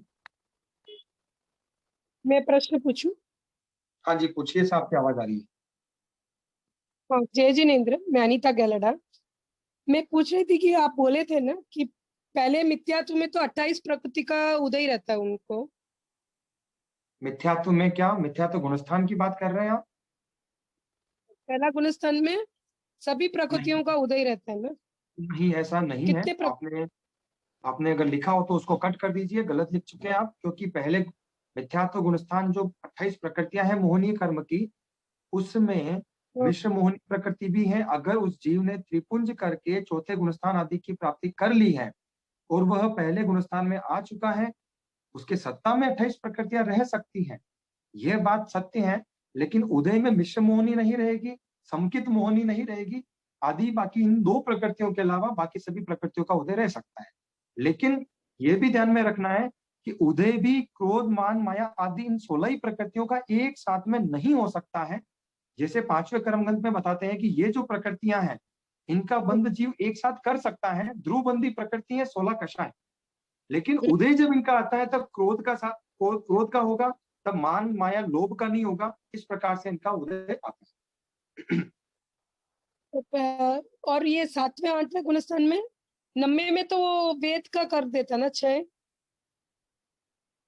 आप आपका इंटेंशन क्या पूछना चाह रहे हैं, पहले आप ये क्लियर कीजिए ताकि मैं समझ ना ये अनिवृत्ति बादर गुणस्थान और बादर गुणस्थान का वो ठीक है। थोड़ा मेरे को कंफ्यूज हो रहा था कि उसमें क्या कर रहा है क्या कर रहा है करके, मतलब देखो 8वें गुणस्थान से 2 प्रकार की श्रेणियां चालू होती हैं। पहली होती है उपसम श्रेणी और दूसरी होती है शपक श्रेणी। ठीक है साहब। उपसम श्रेणी जीव 3 प्रकार के जीव कर सकते हैं। 7 का उपसम करने वाले, 4 की विसंयोजना करके आगे बढ़ने वाले और 7 का क्षय करने वाला जीव भी उपसम श्रेणी कर सकता है। लेकिन वो उपसम श्रेणी में जो बाकी की प्रकृतियां हैं उन सभी प्रकृतियों का उपसम करके ही आगे बढ़ेगा। 2 रूट है वहां पर। ठीक है साहब। अगला जो है, जो जीव शपक श्रेणी कर रहा है वह जीव 8वें गुणस्थान से आगे 9वां 10वां इनमें चारित्र मोहनी की सभी प्रकृतियों का क्षय करते हुए आगे बढ़ेगा। ये ध्यान में रखना। 2 रूट है, आप दोनों को मिक्स ना करें। जो जीव उपसम श्रेणी कर रहा है वो दर्शन सप्तक के अलावा सभी प्रकृतियों का उपसम करते हुए आगे बढ़ेगा, और जो जीव शपक श्रेणी कर रहा है वो सभी प्रकृतियों का क्षय करते हुए आगे बढ़ेगा, मोहनी कर्म की अपेक्षा से कदम। जय जिनेंद्र साहब। जय जिनेंद्र साहब। नेक्स्ट है सीमा जी रंका। जय जिनेंद्र साहब। वो जो मिथ्यात्व गुणस्थान में आपने 3 भंग बताया था ना, अनादि अनंत, अनादि शांत और शादी शांत। तो थर्ड वाला थोड़ा सा एक बार समझाइए ना, शादी शांत। शादी शांत भंग का मतलब ये होता है, मिथ्यात्व का शादी शांत है। शादी का मतलब क्या बताया, जिसकी शुरुआत होती है वो शादी है। ठीक है। अब मिथ्यात्व की शुरुआत हुई है, इसका मतलब क्या हुआ कि मिथ्यात्व की शुरुआत कब होगी, जब जीव मिथ्यात्व के अपोजिट स्थान में होगा। यानी मिथ्यात्व गुणस्थान से जब जीव सम्यक दृष्टि में आ चुका है और वापस वह जब मिथ्यात्व में जाएगा तो उसकी शुरुआत करेगा, इस अपेक्षा से शादी है। और जो जीव एक बार सम्यक दृष्टि अवस्था को प्राप्त कर चुका है वो मिथ्यात्व में चला गया लेकिन मिथ्यात्व को शांत भी कर देगा, इसलिए उसको बोलते हैं शादी शांत। शुरुआत है और उसको शांत भी कर देगा जी। और इस भंग वाला जीव भी मिथ्यात्व गुणस्थान में है, ये ध्यान में रखना है। वह कहाँ है, शादी शांत वाला जीव मिथ्यात्व गुणस्थान में है। उसको परिवाही भी कहते हैं कि समकित को प्राप्त करने के पश्चात वो नीचे गिर चुका है, वापस मिथ्यात्व में पड़ चुका है। यस। तो मतलब नुकसान करके नीचे गिरता है, उसको आके शादी शांत करना, वो शादी शांत नामक भंग में ही जाएंगे। बिल्कुल सर। ओके, धन्यवाद भैया जी। सर्वगाती प्रकृति को भी समझाइए ना। एक सेकंड समझाया। एक सेकंड भैया, एक सेकंड। नेहा जी चौरडिया, एक बार नेहा जी आपसे बात करना चाहते हैं। हाँ जी। नेहा जी एक बार अनम्यूट कर लेना आपको। ऐसा है धर्मेंद्र भैया।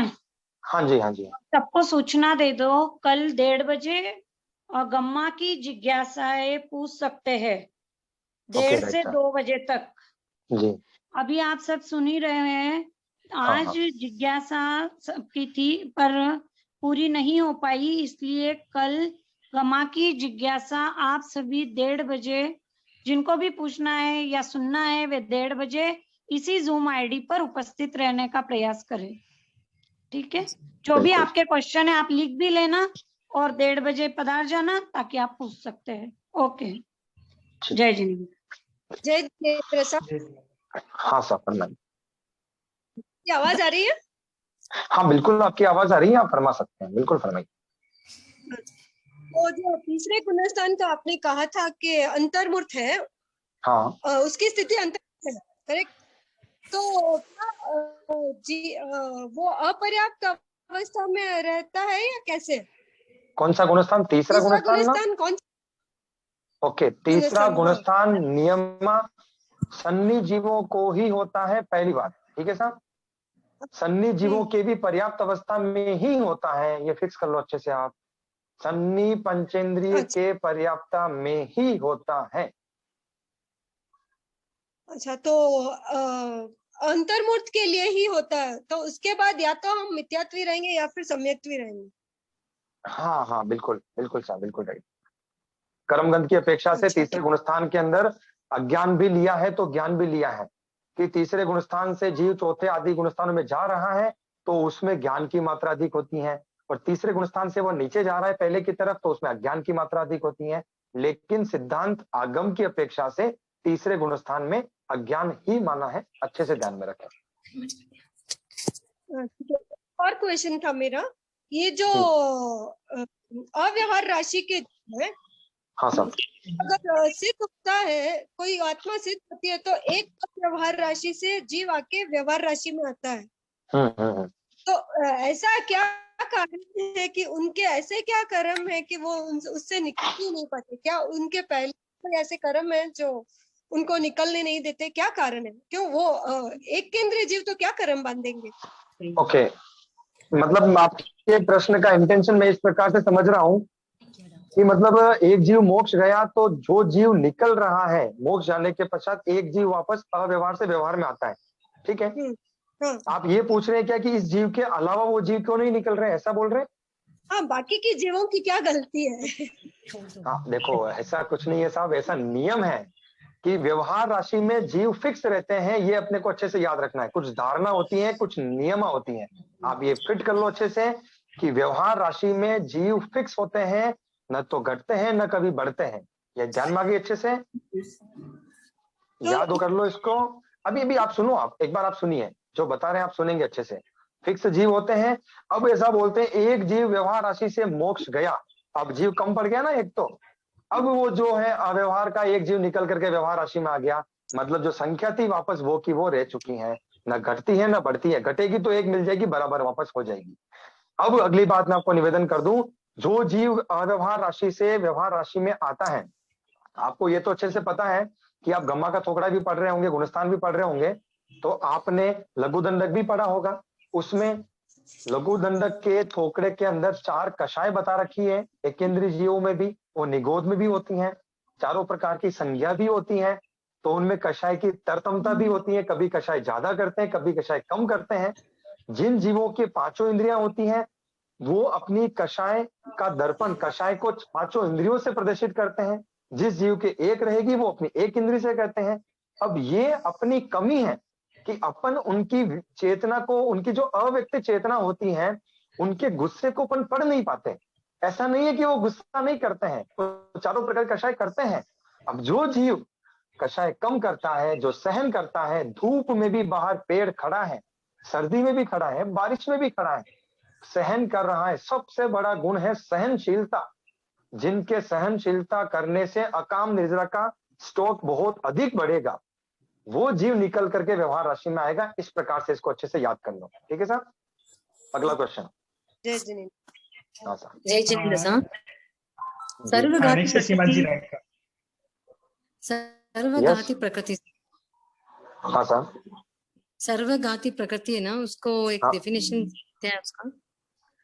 जो जिस गुण की गात, जो कर्म प्रकृति जिस गुण की गात करती है, उस कर्म प्रकृति के उदय में वह गुण अंश मात्र भी प्रकट नहीं हो पाए, वह प्रकृति सर्वघाती प्रकृति कहलाती है।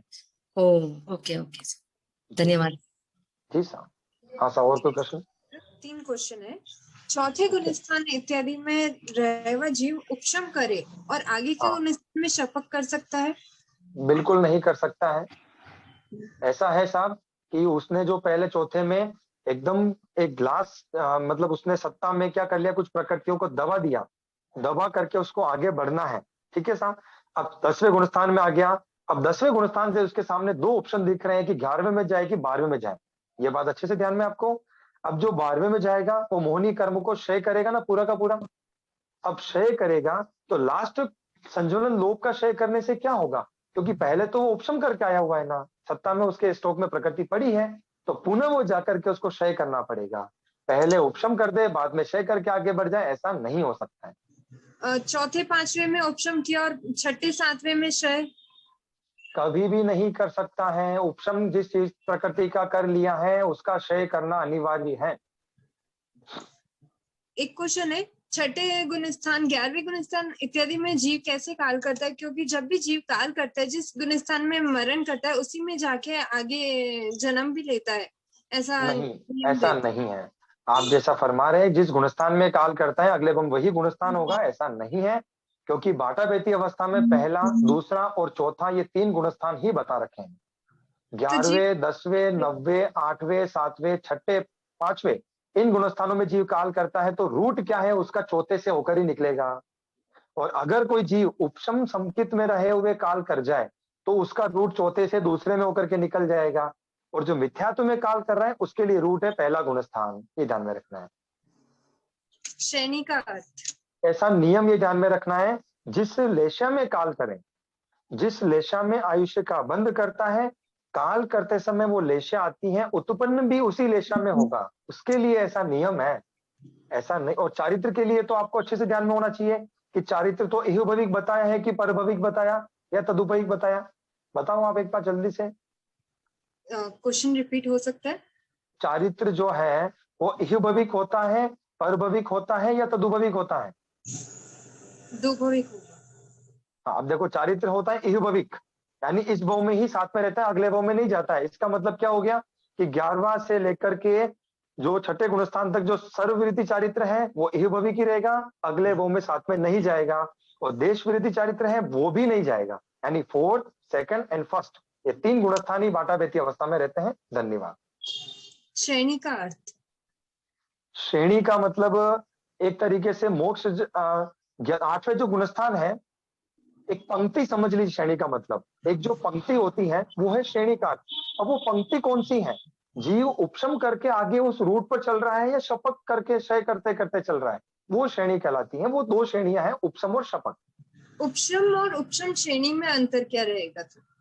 कुछ भी अंतर नहीं है। जब उपशम शब्द का अर्थ समकित के साथ में ले रहे हैं तो वो उपशम समकित के साथ जोड़ के देखना है, और उपशम शब्द को जब उपशम श्रेणी के साथ ले रहे हैं तब 8वें से 11वें गुणस्थान तक समझना है।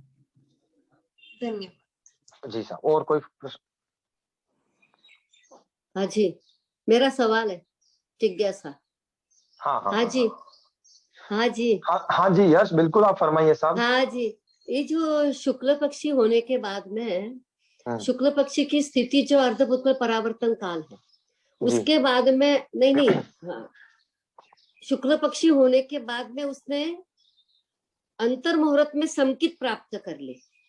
ठीक है, अंतर मुहूर्त में प्राप्त कर ली तो वो देशों अर्धपुद्गल परावर्तन काल हो जाएगा, संसार परित हो जाएगा, वो संसार परित हो जाएगा।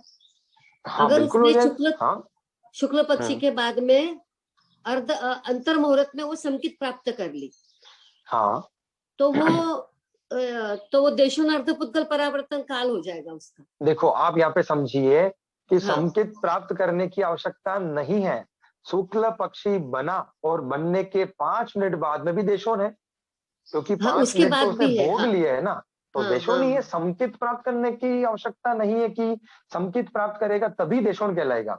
लेकिन सम्यक दृष्टि के लिए देशों शब्द यूज में लेते ही है कि उसका देशों अर्धपुद्गल परावर्तन काल शेष है, वहां पर इसलिए लेते हैं क्योंकि समकित को प्राप्त, मान लीजिए ऐसा हुआ कि शुक्ल पक्षी बनना और समकित को प्राप्त करना एक साथ में हुआ उसका, ठीक है, तो समकित को प्राप्त करने में अंतर्मुहूर्त काल लगेगा और शुक्ल पक्षी बनने के बाद ही समकित प्राप्त करेगा, इसलिए नियमादेशन बोला जाता है वहां पर, ये ध्यान में रखना। अच्छा, और दूसरी बात मतलब वो अब उसको अंतर मुहूर्त में शुक्ल पक्षी के बाद में वो समकित प्राप्त हो गई, तो वो मोक्ष जाने के लिए उसको, वो मोक्ष जान मतलब उसको संसार परिभ्रमण उसका अर्धपुद्गल परावर्तन रहेगा, उतना रहेगा, उसको निगोद में जाना ही पड़ेगा, उसको निगोद में जाना। मोक्ष कब जाएगा वो? ऐसा जीव मोक्ष कब जाएगा? देखो मोक्ष जान, बात इतनी सी है कि वो अधिकांश भव उसे समकित की प्राप्ति कर लिए तो उसके जो भव अधिकांश जो है वो अच्छे स्थान में निकालेगा, यूं मान लीजिए। बाकी अनंत काल को भोगने के लिए तो जाना पड़ता है। अच्छा जी, अच्छा जी। एक प्रश्न कब से ही 2-3 बार आ चुका है, गुणस्थानों की जानकारी करके हमें क्या मिलेगा? ऐसा प्रश्न किसी भाई साहब ने या किसी ने पूछा है, तो उसकी मैं आपको निवेदन कर दूं कि गुणस्थान की जानकारी करने से हमको क्या मिलेगा। आपको अच्छे से पता है कि जब किसी व्यक्ति को बुखार आता है ना, तो उसके मुंह में एक थर्मामीटर डाला जाता है, उसको चेक किया जाता है कि उसका बुखार कितना परसेंटेज में आ रहा है। अब मुझे आप ये बता सकते हैं कि उसको टेम्परेचर जानने से क्या मिलेगा? अपन लोगों को ये पता चलता है कि ज्यादा टेम्परेचर है तो उसको एडमिट करना पड़ेगा, गोली की डोज बढ़ानी पड़ेगी, कम है तो चल सकता है। गुणस्थानों की जानकारी का यही महत्व है कि हम लोगों को हमारा स्टेज की जानकारी होगी कि हम कहाँ हैं।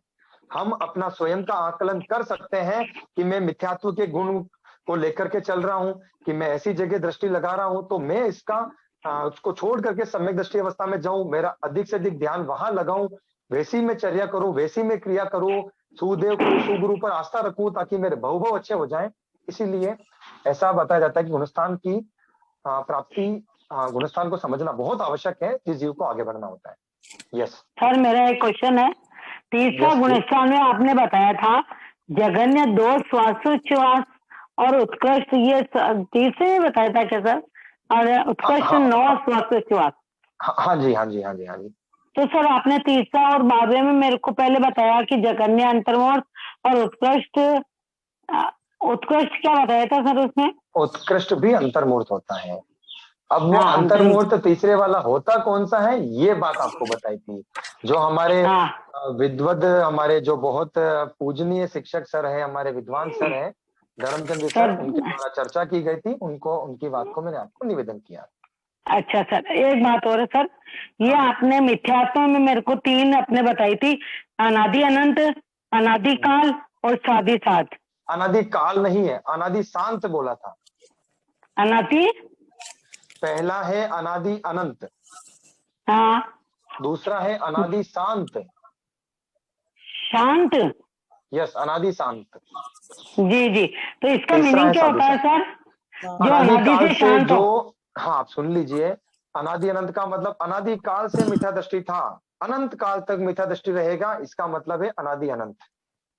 दूसरा, जो अनादि काल से मिथ्या दृष्टि था लेकिन मिथ्यात्व को छोड़ चुका है, वो है अनादि शांत, मिथ्यात्व को शांत कर चुका है।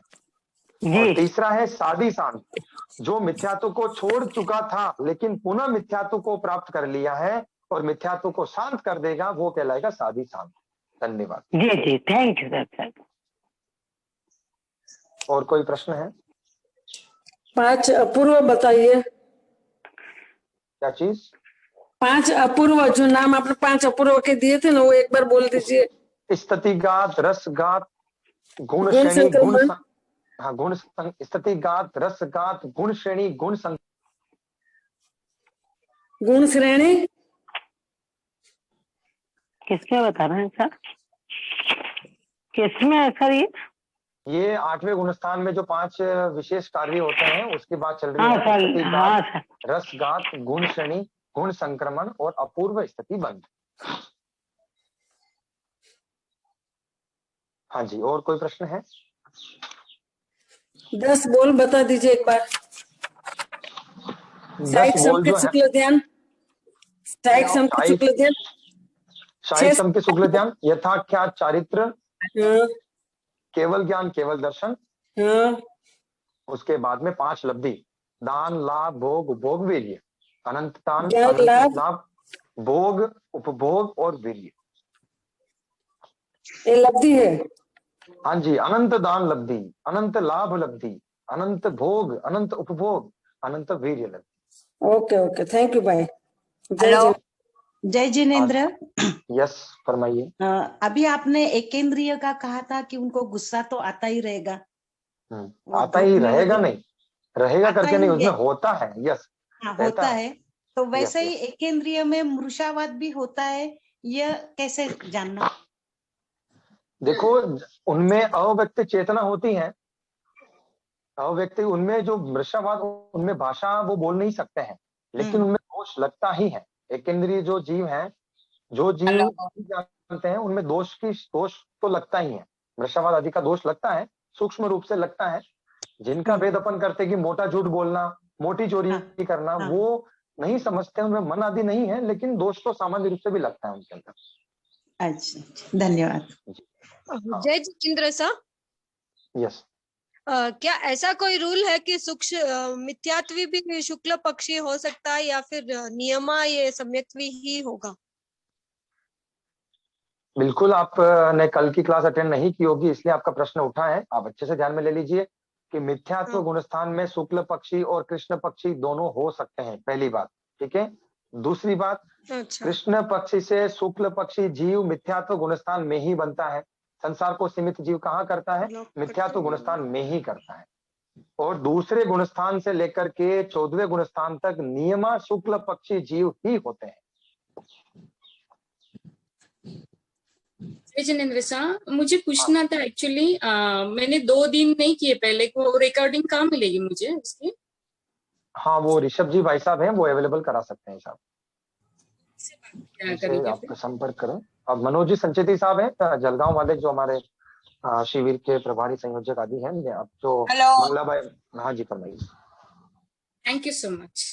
आवाज ही जय जिनेंद्र सर। हाँ जय Jinendra sir.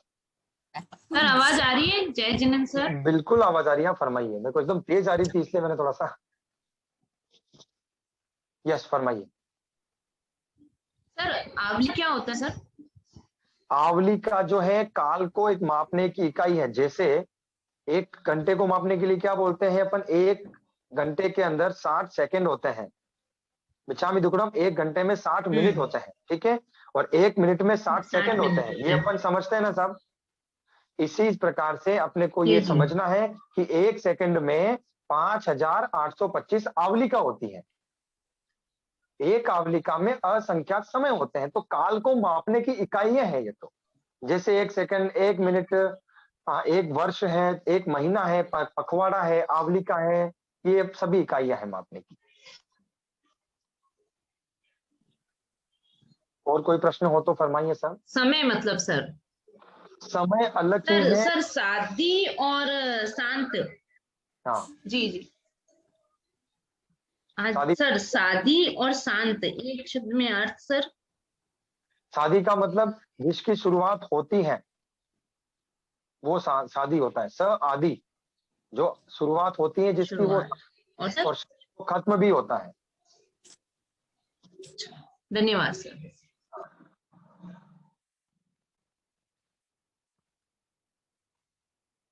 I think last 2 जनों का हाथ ऊपर है, चंद्रकला जी और रितु जी मेहता।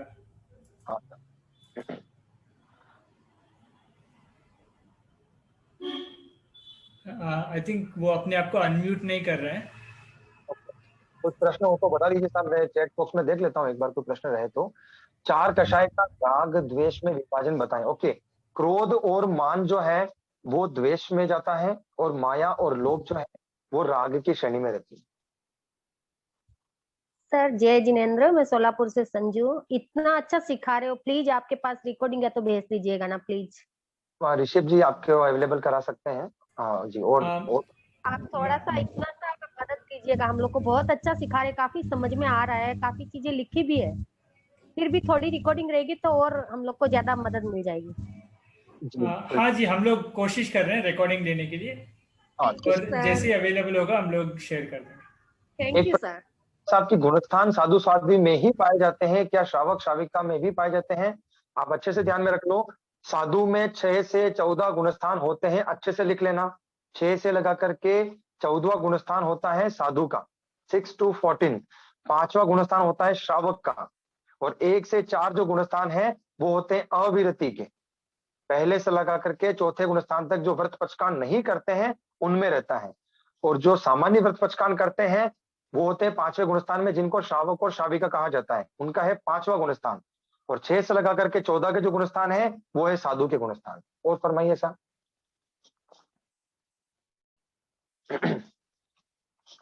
किसी का कोई प्रश्न हो तो फरमा दीजिए।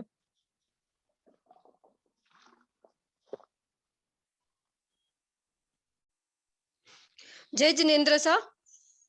हाँ जी जय जिनेंद्र, आवाज आ रही है, फरमाइए। क्या 6ठे गुणस्थान की स्थिति अंतर्मुहूर्त की बताई थी क्या? उत्कृष्ट। हाँ जी, 6ठे की जगन्य एक समय उत्कृष्ट अंतर्मुहूर्त है। अच्छा, और 7वें की? 7वें की भी यही है, जगन्य एक समय उत्कृष्ट अंतर्मुहूर्त है। दोनों की अलग अलग, दोनों को मिला लेंगे। आप समझिए, 6ठे गुणस्थान की तो स्थिति जगन्य एक समय उत्कृष्ट अंतर्मुहूर्त है, 7वें की जगन्य एक समय उत्कृष्ट अंतर्मुहूर्त है।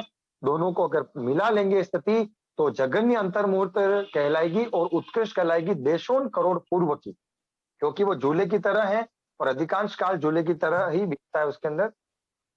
अच्छा, दोनों को मिला। तो अभी के जो प्रेजेंट साधु साध्वी है कहते हैं कि छठे गुणस्थान से आगे जाते ही नहीं है, तो क्या ये कहाँ तक?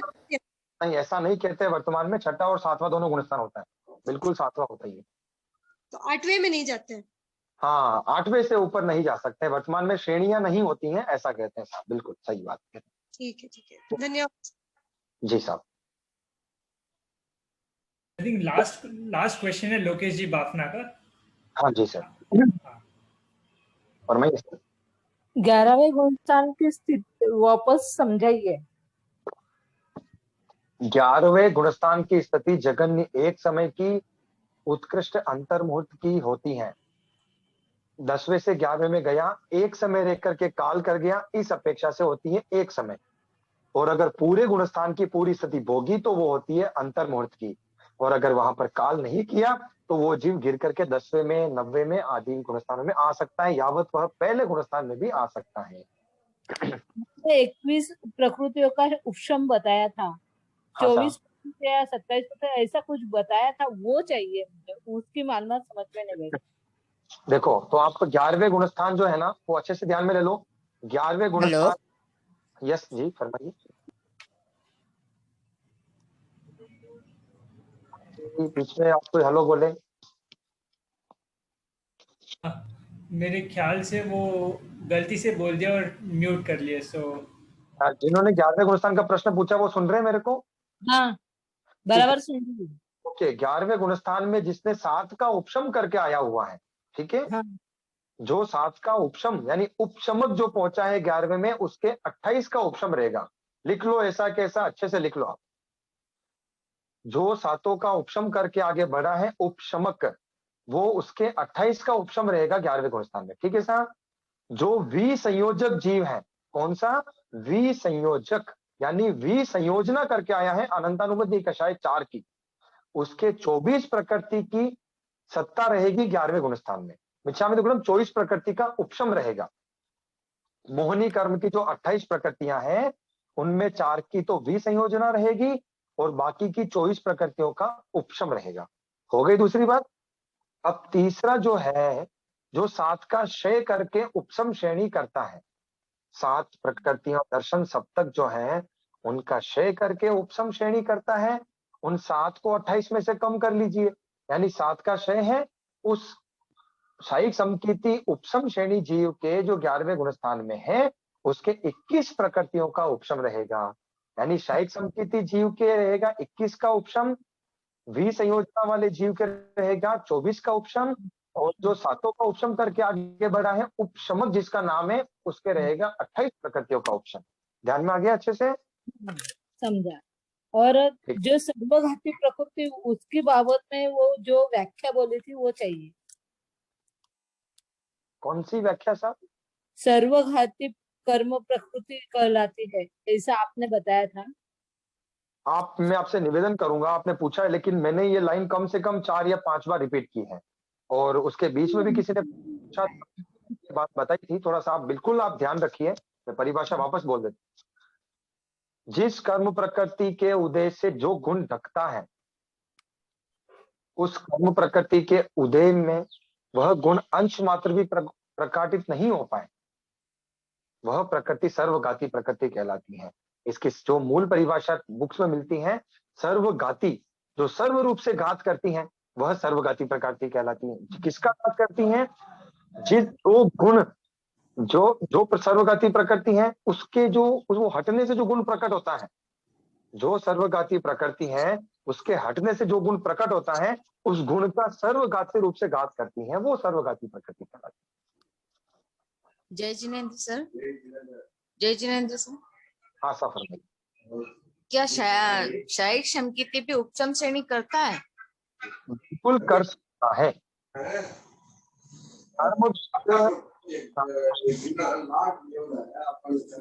आपकी आवाज कट हो गई है। मेरी आवाज कट, एक्चुअली बीच में बहुत ज्यादा आवाज आ रही है किसी और की। शायद उपशम श्रेणी बिल्कुल कर सकता है, कोई बाधा नहीं। ओके जी, धन्यवाद धर्मेंद्र जी। आई थिंक इतने ही प्रश्न है। हाँ सर। मैं आप सभी से निवेदन करता हूं कि आप तन्मयता से एकदम मस्ती के साथ में आप क्लास सुनिए, और जितना आप पेन कॉपी का इस्तेमाल ज्यादा करेंगे उतना आपको ज्ञान ज्यादा ध्यान में आएगा। बाकी आप लोगों ने कितने व्याख्यान आज तक सुन लिए आपको अच्छे से पता है, बहुत सारे व्याख्यान, अनेक से अनेक ज्ञानी महाराज के व्याख्यान सुन लिए हैं, तो आज आपको याद हो जरूरी नहीं है। ये क्लास भी आज हो गई है, ऐसी बहुत सारी क्लासेस सुन लेंगे आप लोग। याद रखने के लिए पेन कॉपी का इस्तेमाल अधिक से अधिक करिए आप लोग। और आप जितना, आप लोगों को बहुत बहुत धन्यवाद है। मेरी वाणी के द्वारा आप लोगों को अगर मान लीजिए कोई मन वचन का ऐसे कोई ठेस पहुंचा तो उसके लिए मैं आप लोगों से क्षमा याचना करता हूँ। और आगम के विपरीत, जिनाज्ञा के विपरीत जो मैंने कुछ मान लो आप लोगों को बता दिया है, और उसके लिए मैं आपसे क्षमा याचना मिच्छामि दुक्कडम देता हूँ। और कुछ चीज गलत मान लो बता दी होगी तो कुछ चर्चा कर ली जाएगी और उसका वापस समय आने पर करेक्शन कर दिया जाएगा। ठीक साहब, जय जिनेंद्र, जय महावीर। आप सभी को सादर साधुवाद। सबको धन्यवाद।